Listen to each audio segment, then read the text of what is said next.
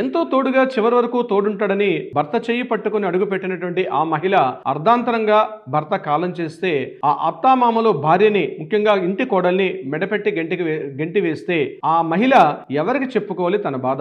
ఎవరితో తన గోడు వెళ్లబూసుకోవాలి? ముఖ్యంగా అత్తామామలు దౌర్జన్యంగా ఆక్రమించుకొని ఆ ఇంటిని బయటకు వెళ్ళమని మెడపెట్టి గెంటేస్తే తన చిన్న చిన్న పిల్లలతో ఆ మహిళ ఎక్కడికి పోవాలి? పోలీస్ స్టేషన్కి వెళ్తే పోలీసులు కూడా పట్టించుకోవట్లేదు. ఇటువంటి సమయంలో ఆ మహిళకి చట్టాలు ఏం చెప్తున్నాయి?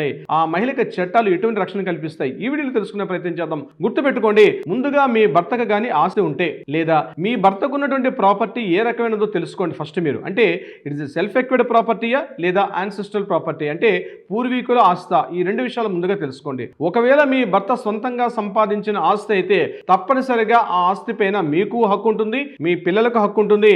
అదేవిధంగా ఆ మరణించినటువంటి వ్యక్తికి తల్లి ఉంటే తల్లికి కూడా ఒక భాగం వాటా వస్తుంది. కాబట్టి మీరు గుర్తుపెట్టుకోండి, ఒకవేళ మీ భర్తకు ఆస్తి ఉండి కూడా మీ అత్తామామల ఇంటి నుంచి బయటకు మెడపెట్టి గెంటి వేస్తే మీ హక్కుల్ని మీరు కాపాడుకోవడానికి తప్పనిసరిగా ఒక అడ్వకేట్ ని సంప్రదించే ప్రయత్నం చేయండి. రెండవది యాన్సిస్ట్రల్ ప్రాపర్టీ. ఒకవేళ చనిపోయినటువంటి భర్తకి పూర్వీకుల నుంచి ఆస్తి గాని ఉన్నట్లయితే ఆ ఆస్తిని ఏ రకంగా సంక్రమించుకోవచ్చు? గుర్తుపెట్టుకోండి, మీ పిల్లలకి అంటే మీకు పుట్టినటువంటి పిల్లలకి మీ పూర్వీకుల ఆస్తి అంటే భర్త తరపు పూర్వీకుల ఆస్తి మీద జన్మతః హక్కు ఉంటుంది.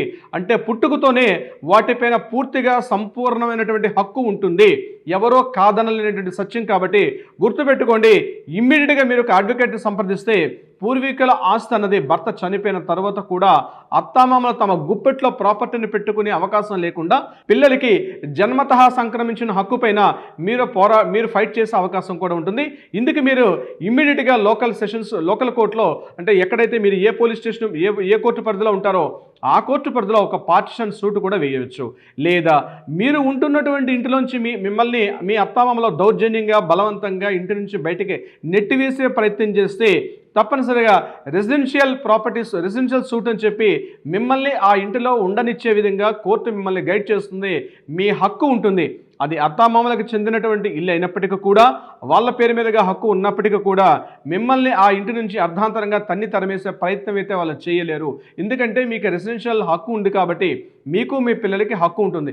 ఇలా 1,00,000 క్వశ్చన్స్ వస్తుంటాయి, 1,00,000 సమాధానాలు కూడా ఉంటాయి. అందుకని గుర్తుపెట్టుకోండి, ఇటువంటి పరిస్థితుల్లో మీరు ఇబ్బందులు గురవుతుంటే కింద స్క్రోల్ అవుతుంటే మనని కాంటాక్ట్ చేయండి. మా లీగల్ టీం మీకు అప్రోచ్ అవుతారు. మీరు భయపడాల్సిన అవసరం లేదు. మీకు కావాల్సిన సలహా సూచనలు కూడా ప్రయత్నం చేస్తారు. కింద స్క్రోల్ అవుతుంటే మనని కాంటాక్ట్ చేయండి. మీ రవీంద్రనాథ్, హైకోర్టు అడ్వకేట్.